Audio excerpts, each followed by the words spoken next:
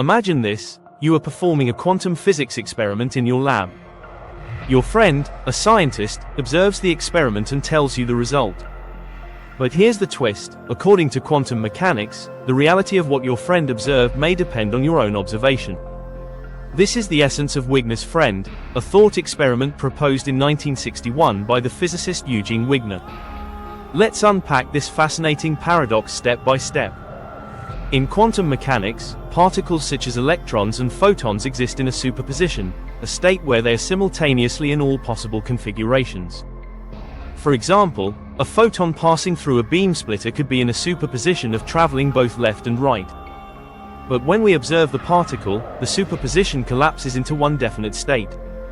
This is called the measurement problem. How does a quantum system transition from a cloud of probabilities into a single reality when observed? Wigner imagined a situation where 1. The friend observes. Wigner's friend performs an experiment inside a closed lab, such as measuring the polarization of a photon. Before the measurement, the photon exists in a superposition of states, say, polarized horizontally and vertically. After the friend observes it, they record a definite result, e.g., horizontal polarization.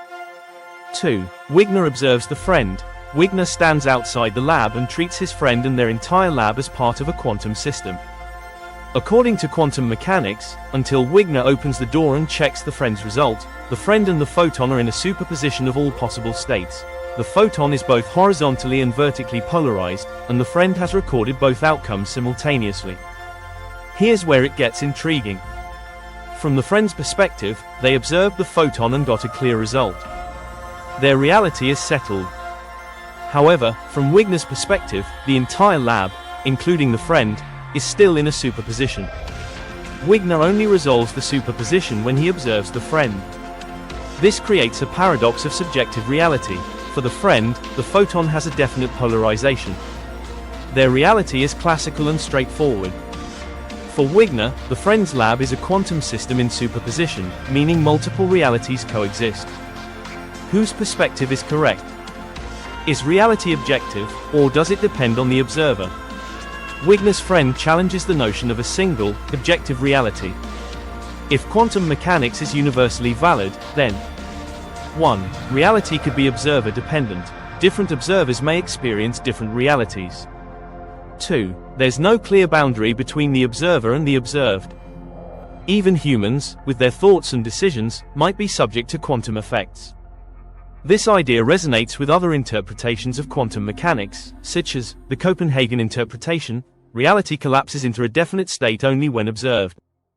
Many worlds interpretation: every possible outcome of a quantum event splits into a new universe, meaning both the friend's and Wigner's realities are valid but in separate worlds. The implications of Wigner's friend are profound and unsettling. What is consciousness?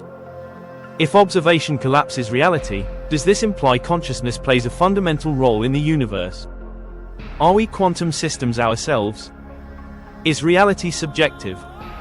If different observers can experience different realities, what does that say about truth and objectivity? Could two people live in irreconcilable realities? What is the nature of the universe? Is the universe deterministic, or does it rely on the act of observation to become real? These questions bridge the gap between physics and philosophy, making Wigner's friend not just a scientific thought experiment but a profound inquiry into the nature of existence. In recent years, scientists have attempted to test the ideas behind Wigner's friend. For instance, 2019 experiment, physicists used photons and entangled systems to simulate a version of Wigner's friend. The results suggested that reality might indeed be observer-dependent. Although such experiments are limited by current technology, they push the boundaries of what we know about reality and observation. Wigner's friend leaves us with a deeply unsettling but fascinating question: what is reality? Is it a fixed, objective entity, or does it shift and morph depending on who observes it? This paradox continues to fuel debates in physics, philosophy, and even discussions about consciousness.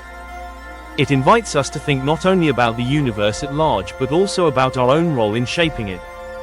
As we grapple with these questions, Wigner's friend reminds us of the beauty and mystery of quantum mechanics.